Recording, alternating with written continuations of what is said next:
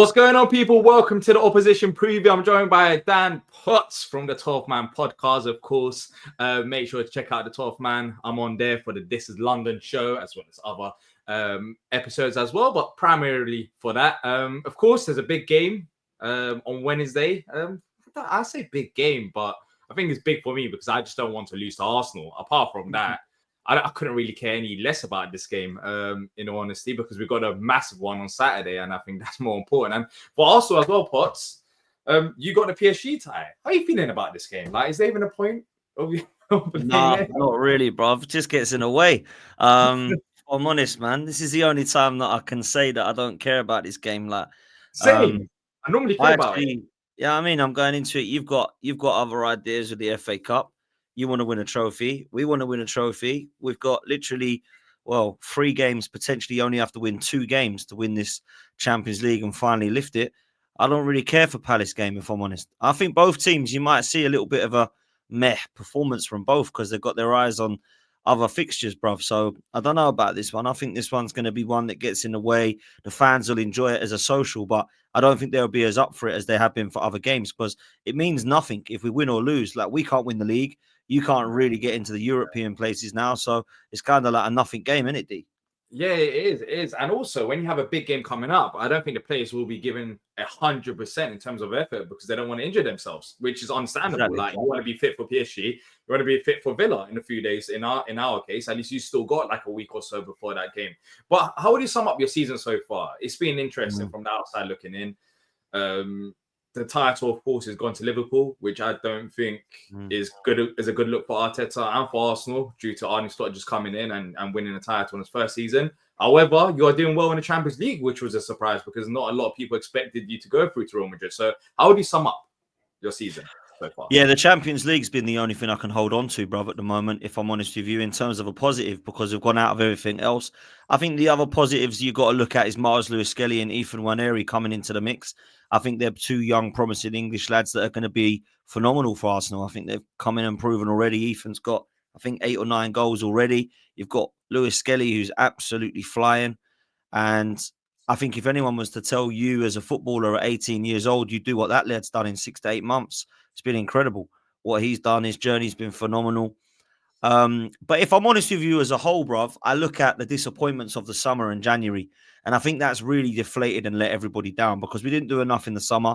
Marino's ended up being quite a good signing, but he's been playing striker. He's actually played better there than he was in midfield. Calafiori's been injury prone, and Neto and Sterling were just like bodies to bring in. That weren't really an exciting summer. Then we have the absolute shambles of January, which let us down. And then we go out of competitions after that. You know, the League Cup was a semi-final, but we were a shambles against Newcastle, home and away. Manchester United, we somehow lost to them on penalties in the FA Cup. And then obviously the league, we've been, 13 points behind Liverpool now. So we haven't done enough in the summer and January. Mikel Arteta needs to look at that as well because it's not just been excuses of injuries and red cards and referees. For me, a lot of our fans think it is. I don't think that he's been good enough in in-game management, and I think his style has been affected, like this kind of Stoke City FC, set piece FC that everyone takes a piss out of us. I can't really defend that, if I'm honest, because it has been that. It hasn't been exciting.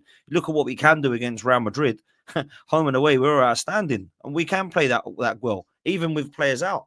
But unfortunately, throughout the consistency of the Premier League, he's been so kind of worried about losing games that he's just been sticking to this kind of boring sideways and backwards, try and win the game 1-0. And it hasn't done him any favours for this Premier League. So if it wasn't for the Champions League right now, I think a lot of people would be starting to question where we're actually going. And, you know, not everybody's like me. I'm one of the minority. Me, Turkish, Troops, Curtis, a few of us are like, I'd get rid of Arteta if we're not going to win anything this season.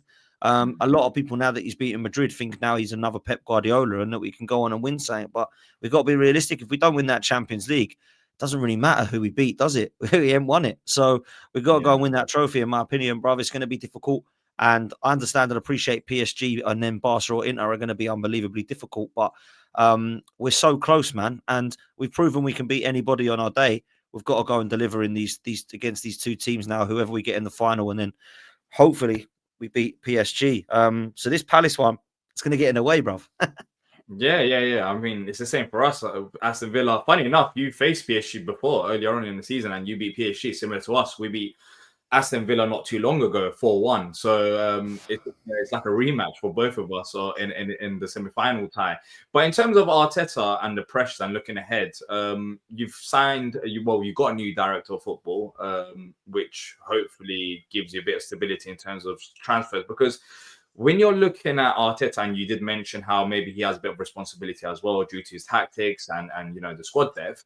I've actually been surprised at times how stubborn he can be with certain positions. I don't know how you spent all that money, but you haven't signed a striker, for example. Moreno, I guess you could say luck or you could say stroke of genius, but he's playing up front. He's doing a decent enough job, but it's just being on thin lines. Like, what is it about the policy of Arsenal where you got rid of players like Nketiah, you just come to Palace, for example, and Smith Rowe and Iwobi's back in the day and Reece Nelson's, but you look at the squad depth and you've kind of struggled. You've struggled, especially in attacking options. Why is he so stubborn against getting attackers? Yeah, I think he's been against a prolific striker, an out number 9. He loves false nines, Jesus, Havertz. He wasn't really interested in getting in an Alexander Isak. He wasn't really interested in bringing in anybody that could take us to that kind of Aubameyang replacement. He's still trying to replace him, and we haven't. He went in 2022, bruv. He spent over £700 million, and we're stacked at the back. We've got a midfield now, but we do not have anything across the front three other than Saka that worries many. Now, look, we've got talent. Trossard's a talent, and Martinelli's a talent. Obviously, Havertz has done a job, and we all know what Jesus has done, but they're not that scary, like, wow, Arsenal are ready type players. They're all the squad depth, really. And when you look at what could change now, there's a huge question mark this summer, D, because Andrea Berta's coming in as the new appointment. Edu is now gone.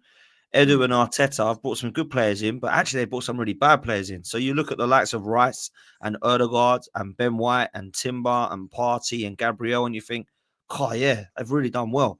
But then you look at like Fabio Vieira and Lokonga and Tavares and Pablo Mari and Cedric and Marquinhos, and you think actually maybe they ain't so bad. They ain't so good them ones. So they've had some good and bad. We're now going to have to get it right with Andrea Berta, and I've got faith that he will. If you look at the last job he did with Atletico Madrid, thought he was brilliant with Atletico Madrid. I think when you look at what he did alongside Simeone, okay, they haven't won anything for a couple of years, but they've been very successful with Europa League wins and with La Liga wins and with Super Cup wins. And some of the players they brought in, yeah, some of them were probably a miss if you look at João Felix, but you could see at the time how ambitious it was because he was seen as the best player in the world. They've gone and got him. Then you've obviously look at the ones that they did get right. Rodri for 11 million from Villarreal. I mean, come on, man. That's unbelievable still. You know what I'm saying? So some of it's been shrewd business as well. Moves like Kieran Trippier and Griezmann and Suarez and David Villa. They were all very shrewd pieces of business that Andrea Berta has done. And Diogo Jota and Cunha now playing in the Premier League. Before they were at Liverpool and Wolves, they were at Atletico Madrid with because of Berta. So I feel like this summer's going to be massive. Arteta's come out in press conferences and said it's going to be massive. If we don't buy a striker this summer, it's clearly an Arteta thing because Andrea Berta's there to try and do what's best for the club. And we all know we need a striker. Every Palace fan, Fulham fan, Everton fan, West Ham fan all knows Arsenal need a striker. You don't need to be an Arsenal fan to work that one out. So for me, I feel like this is the summer. Victor Gyökeres is the favourite. Hopefully we get in the guy along with some others. And we go for it next season because it looks like this Premier League isn't going to happen this season now. So it's all on the Champions League. And look, if he wins the Champions League, there's nobody that can say, look, hands up to me. I've not been convinced by Mikel Arteta. But if he does that, then let's move forward because we've got the guy that can now win us something with this team. And then we build on that. But he's got to get across the line with this team, D. That's the big question mark for me. Yeah. What have we made of Palace then so far this season? The good thing is Jesus ain't playing on Wednesday. That's confirmed because I don't know what on earth happened in our previous 2 games where he just came onto the scene and bagged 5 goals, I think, in 2 games against us. And then afterwards he got injured again. But since then, I think we've been in fine form. Of course, we're in the FA Cup semi-final. It's just the City game and Newcastle game, which was like, what on earth is going on? But as an Arsenal fan, what have you made of us? I thought you had a real rocky start. I think we were bantering you on the shows. And then when what played you twice, I thought they've got some good players. It's just not quite gelling for some reason. We absolutely battered you in a couple of the games. Jesus, likewise, as you mentioned. Since then, bruv, I think you've been phenomenal. Since 2025, I think your form table is right up there with Liverpool's. And And I look at your team, and I know you've had a few dodgy ones of late, but I look at your team, I rate it, bruv. I think Glasner's a quality manager. I always thought that as well. I thought that was an excellent appointment, and obviously he won with Frankfurt. But I feel like if there's anyone that could get you close to a trophy, you should stick on a hold of him. I think Maxence Lacroix has been well underrated. I think he's an excellent centre half. I've always liked Tariq Mitchell. I've always had a little bit of a soft spot for him because I like people who come through that kind of. I know that he's not most popular with Palace fans at times, but I quite like him. I think Daniel Munoz is incredible as a right back. I don't think people talk about him enough. Always been a fan of Guehi, and I think he's proven that for England that he can be one of their sort of future centre halves. So there's individuals there. I think Adam Wharton, since he's kind of turn of the year and he's been playing regularly, I think he's going to go right to the top, mate. I think he's a top player. I think it's not many of that ilk in that kind of mould. You've already really got Declan Rice in an England shirt. I think he probably is the next one that can come in. He's not really a Kobe Mainu or Angel Gomez type player. He sits and holds and he literally dictates. His passing abilities there. He's got a little bit of like creme de la creme about him as well, like in terms of the way that he can turn on the ball. So I'm a big fan of him. I've always liked Eze, and I'll take him at Arsenal tomorrow. I think he's a top. Would you? Top because I know he's not. I might say take him. Well, no, there's a lot of Palace fans I spoke to that don't rate him this season. They think he's been poor or whatever. But last few months, I don't know. I don't watch Palace like you, bro. But what I can see, I mean, I saw him the other day, absolutely smashed. I remember the hell he played now. He had an unbelievable goal. So. Was it City? I don't know. There was a couple of great opportunities he had. I'm a fan of him. And Mateta, bruv. Like, let's just say it how it is. He has been excellent for you. And when you signed him, I was just like, man, he looks all right. But I was like that as well. Yeah. He's been great. Yeah, I think you had him and Edouard, and I was just like, well, Edouard looks better now. I mean, crikey, it's not even close. So, Sarr as well, to be fair to him, we know what he could do when he was at Watford a couple of years ago. So, you can go through the whole of the Palace side. Will Hughes has been very good this season in certain games that I've seen. So I kind of get why Palace are there, but maybe you should be higher in the table because you look at the teams around you, look at Fulham, you look at Bournemouth, they're getting a hell of a lot of praise. Brighton. I look at the Palace 11 and I think that's right up there with those teams, in my opinion, in terms of on paper. So maybe Palace, a bit of a better start might have been in there. But let's just be real. It don't matter. If you win that FA Cup, it don't matter where you come. Do you know what I mean? You can come 17th, you can come 12th, you can come 8th. It really don't matter to me. Like, if I was a Palace fan, you won the FA Cup. Where did you come in the league? I don't care. We won the FA Cup. Do you know what I mean? You didn't mention Nketiah. You mentioned a lot of players. Eddie Nketiah, man. I tried to warn you, bro. This guy, man. He is absolutely. I'm in the minority. I still haven't lost faith in him. Bro, he can do a job. He can score you a goal or two, but he is not going to be a number 9 that you look at and go, "Wow, 20 goals a season." He just ain't that guy, man. But then when you look at Mateta, could you have not said? I know I don't know how many goals he's on right now, but he definitely hasn't got 20 goals in the Premier League. But he's scored he must have at least 15 plus in all competitions. Would you have said the same thing for Mateta when you first joined Palace? Because as you were saying Edouard is better than JP. But then again, you've seen Nketiah at Arsenal. But I just don't think he's had a good run of games. I think that's been his problem. I've seen it first time with Mateta. I didn't have faith in him, but then when he had a run of games and when you're playing consistently, it made a massive impact to him. And he got confidence and he naturally kicked on like that. And I just don't think Nketiah has because of Mateta, which makes sense because of how good he's been. It sounds harsh, but I watched him every week, and I think he's a championship striker. Like, real talk. Finishing, his touch, what is it? I just think the all-round play. I don't think he's got all-round play. I don't think he's really uses his body great as a number 9. I think he might be all right playing off of maybe Mateta, maybe together in like a 4-4-2, but no one plays that anymore. And then obviously you've got the likes of him going through one-on-one and missing, and he used to do it all the time with us. He used to drive me insane. So for Arsenal, we definitely were nowhere near. For Palace, I must admit, when we sold him to you, I didn't think it'd be a good signing. I thought that's a hell of a lot of money. And Palace, he'll end up going somewhere else. Maybe he'll go back to like a Leeds or a Norwich or something one day. That's where I believe. I hope he's right. I like the kid. I like him a lot. And this is where it's hard for Arsenal because he's one of our boys and we wanted him to do well. And he's a London lad and Wrighty loves him. And we thought maybe he could be like a finisher like Wrighty in that type, nowhere near that level, but potentially get that. He just ain't that guy, man. Mateta's, and the thing you say about Mateta needed time, but the thing is, I see Eddie Nketiah at Arsenal a lot. I didn't see Mateta like regularly. I saw Mateta in glimpses and thought he's got quite good aerial ability, but there's not much else. Mateta is so much better than Eddie Nketiah, man, in terms of how he uses his body strength, in terms of how he can hold the ball But up. he And wasn't though. That's my point. well, look, That's my point. Like he wasn't like. I know Patrick. He's but did you see that he could have done it, but it just wasn't? Do you know what I mean? Patrick hates me for saying this, and I mention it, and I'm going to stop mentioning it. It's the last time ever. But there was even a clip of when Zaha was at the football club, and it was like a training video, and it was like, why can't this guy jump for a header?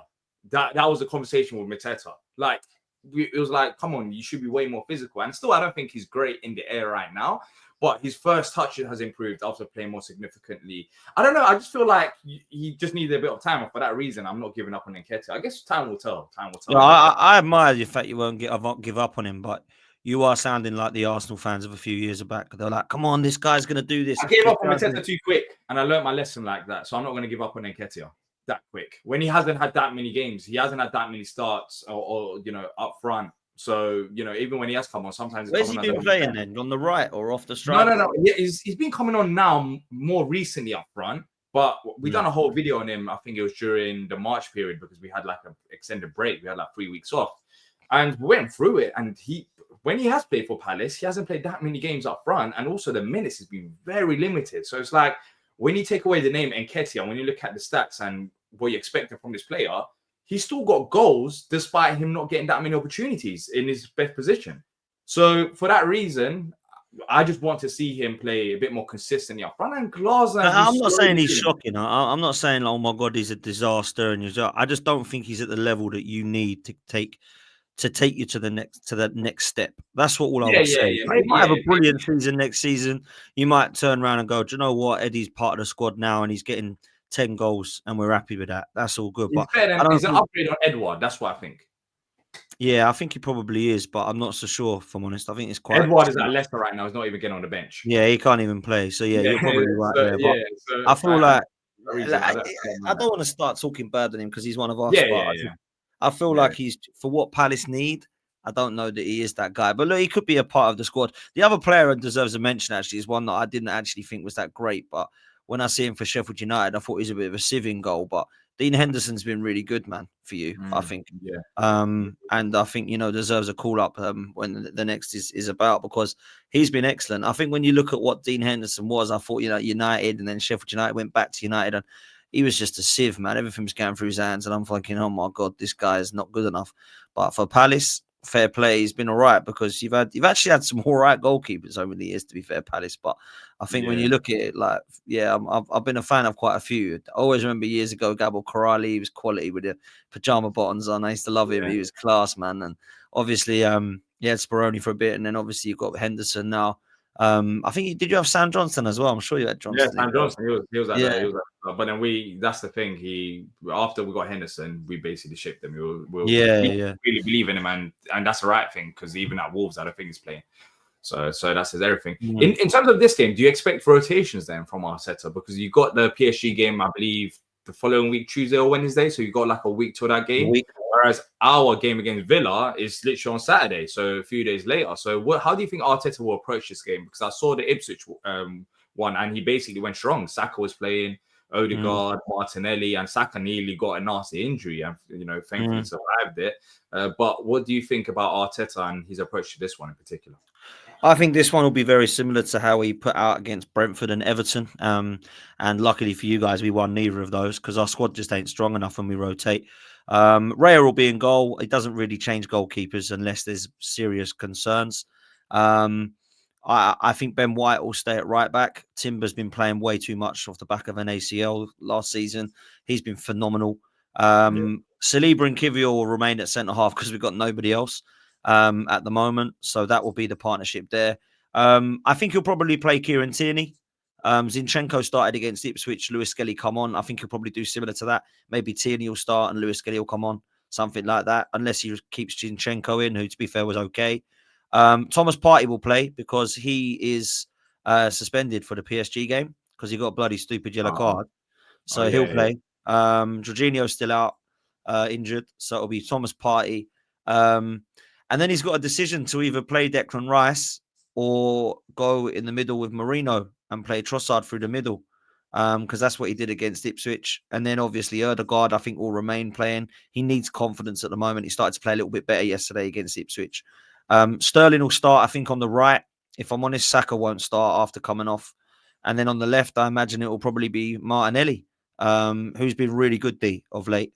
The last few, I've been trying to stick up for him and failing to defend him because he's been rubbish this season. But the back end of the last few games, he's really, really gone to a new level. And I've been really impressed. Against Real Madrid, he was excellent. I mean, everyone was, to be fair. And Trossard deserves his flowers if he does play up front, because he's a guy who, I mean, it might be Waneri and Sterling, actually, that we play, because Waneri might actually start. I mean, might give Martinelli a bit of a rest because he's played a few consecutive games. But he will rotate 100%, and he should rotate as well. If I see Saka playing and I see all these guys in, I'm going to be like, oh, please don't get injured. We've got 1 week to go to PSG. Like, that's the game that matters. If we rotated and we lost this game, Arsenal fans will say it's a bad fan saying this, but no one will give a shit. Like, no one will care. It's about, and I think that's all it is about. You know what I mean? With us, we're expecting rotations as well, but we're also conscious that we can't go and change the full 11. Because if we change the 4-11 and we got absolutely battered, let's say 4-5-0, you don't want to go to momentum. Exactly. Yeah. So you don't want to do that. And that's the reason why against Bournemouth we went back to basics and we kept the clean sheet, and now it's like something to build on. So I think he'll make rotations, but just like you lot, there isn't, in certain positions, there isn't that many options because Chris Richards got red card. So the defense, we can't drop Gahey or Lucroix. I think Lerma will have to start. It'll be that, that back three, and maybe Ben Chilwell could start ahead of Mitchell if he wants to do that and give him extra rest. But I think it'll be a relatively strong Palace 11 because of how Glasgow approaches games. But where do you think the game will be won and lost? I think midfield, bruv, if I'm honest. I normally use that as an answer for most games, if I'm honest. But I feel like Arsenal's midfield has been fantastic and has been weak at the same time for the majority of this season. There's been games where we've played really well, and it's because Partey, Rice and Odegaard have been phenomenal. There's also been games that we've played where it's like, oh, we've completely lost that midfield battle because Rice is playing a little bit too high. Odegaard's been underperforming. So it really does depend what Arsenal midfield he goes with and what one turns up. Obviously, with Palace, I think if Adam Wharton's going to be playing, Will Hughes, I don't know who it is in the middle field. Exactly. We don't know if he'll rotate Wharton and give him a rest before the final on Saturday. He could do. So it's a bit hard to say. But I do think you'll win the midfield battle. I think for us, it's more of a case of maybe you trying to hurt us out wide. And we struggled against Newcastle with that. I think we're pushing too high up the pitch, especially Mitchell and Munoz. So there's so much spaces on the flank. And then Gahey would have the shift, and that's why the whole back line was a bit messy, and we went back to basics against. Do you think it's more important that you rotate than us because we've got a whole week, you've got a few days?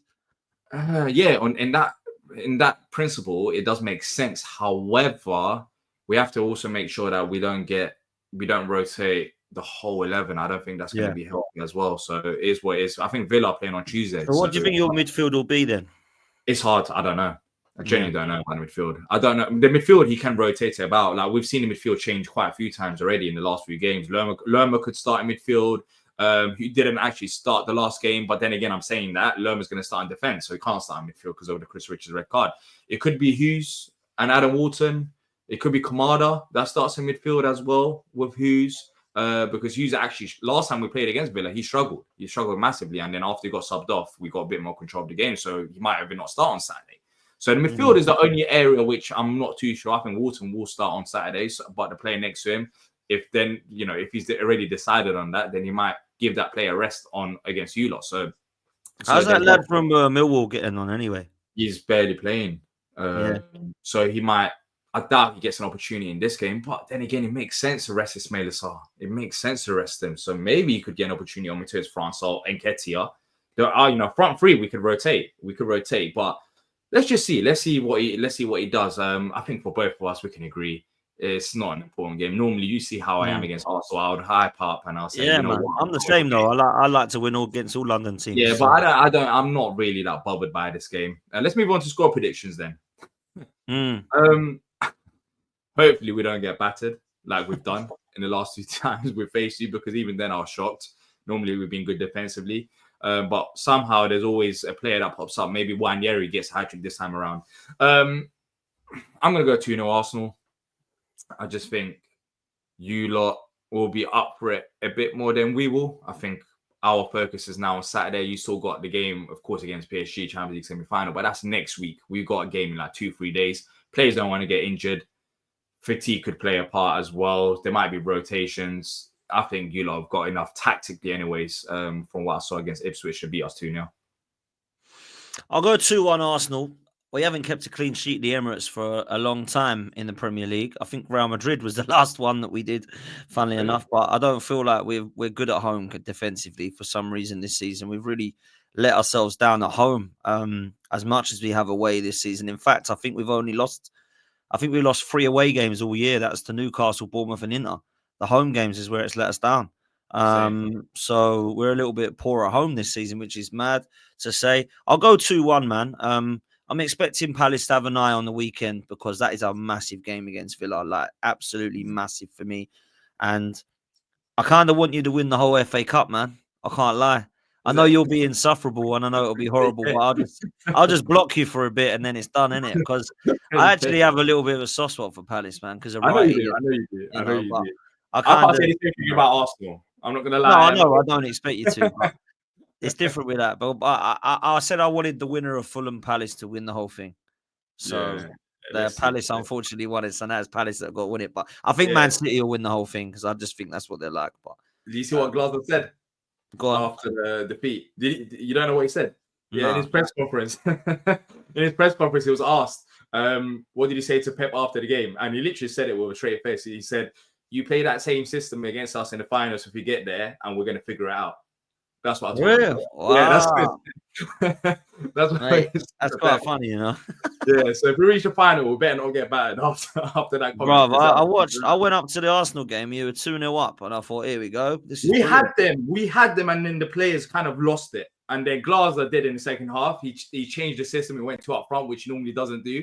But that guy's a freak. Like I'm telling you, he'll probably study all of Man City's game from the start of the season if we reach the final. Look, I don't mind the City final. I don't want it, but I don't mind it. It's weird. Let's just see. Let's see what happens. But as always, make sure to check out the 12th Man podcast. And the link will be in the description down below. As well as dropping a like, subscribing, and letting us know your score predictions in the comment section down below. But until next time, up the Palace.